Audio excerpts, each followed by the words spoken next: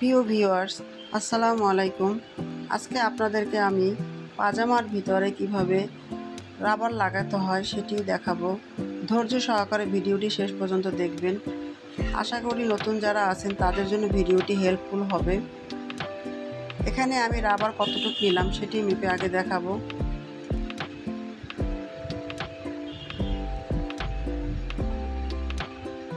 রাবারটি আমি এখান থেকে মেপে 22 ইঞ্চি পরিমাণে নিলাম।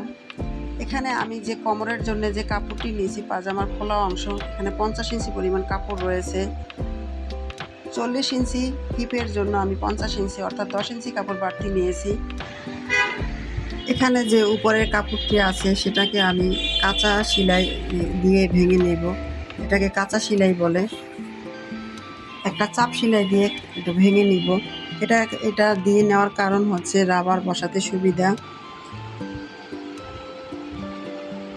রাবারটা বসানোর জন্য ইজি লাগে এভাবে কাঁচা সেলাই দিয়ে নিলে।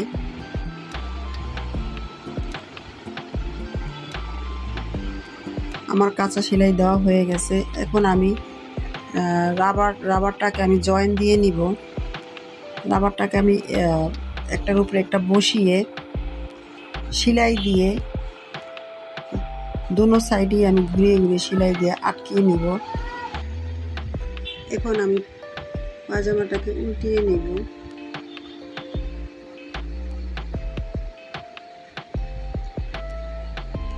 উল্টানো হয়ে গেছে পাজামাটা আমার। এখন রাবারটা আমি ভিতর সাইড দিয়ে বসাবো। দেখুন আমি কিভাবে বসাই। ভিতর সাইড দিয়ে বসিয়ে উপর থেকে আমি আটকিয়ে একটি চাপ সেলাই দিয়ে নিব। চাপ সেলাইটা দেওয়ার সময় খেয়াল রাখবেন যাতে রাবারের উপরে সেলাইটা না পড়ে।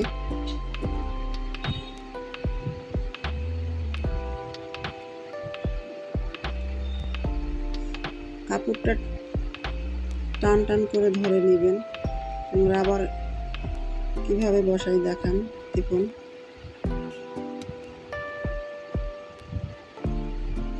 পুরাটা রাবার আমি ভিতরে বসিয়ে সেলাই দিয়ে আটকিয়ে নিব। এই কাজটা একটু ধৈর্য সহকারে করতে হয়, কারণ অনেক সময় রাবারের উপরে সেলাই পড়ে গেলে আবার খোলার দরকার হয়। তাই আস্তে আস্তে কাজটি ধীর গতিতে করবেন। আমার রাবার বসানো ভিতরে হয়ে গেছে। এখন আমি ঘুরিয়ে ঘুরিয়ে নিলাম। এখন উপর থেকে আমি একটি চাপ সেলাই দিয়ে নিব।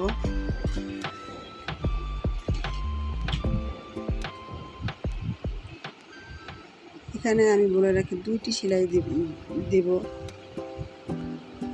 দুইটি সেলাই দিলে ভালো দেখা যায়, একটা দিলে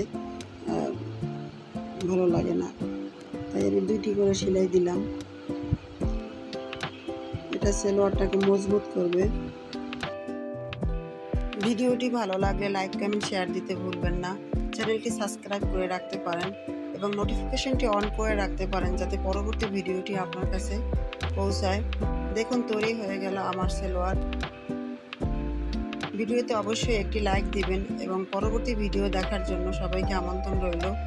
আজকে এই পর্যন্তই। ধন্যবাদ সবাইকে।